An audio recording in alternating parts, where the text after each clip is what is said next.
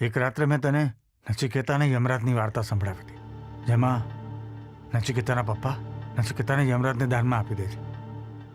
હું પણ નચિકેતાના પપ્પાની જેમ તને યમરાજને દાનમાં આપી દઉં. શું થયું પપ્પા? તમે તમારી ગન સાથે શું થયું પપ્પા? તમે ચિંતા ના કરો, બધું સારું થઈ જશે.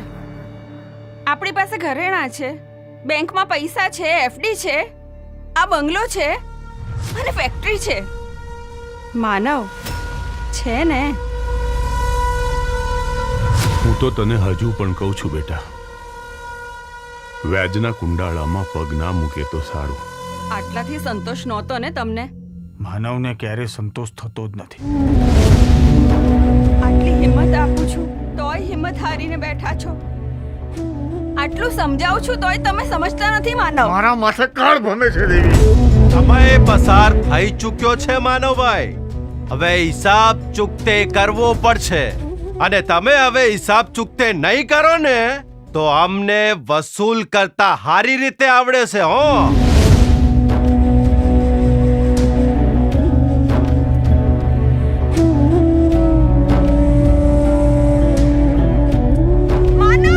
શ્રી આ દુનિયામાં એકલો નહીં જીવી શકે. એ નક્કી કરવા વાળા તમે કોણ બાપ છો? છું એનો.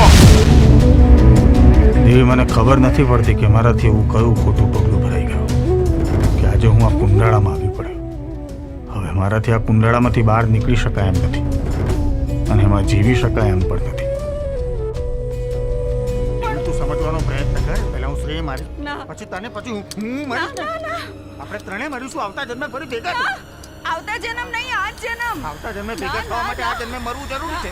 જો તું વચ્ચે ના પડ. ના. બે હાથ મારી જોડી. વાત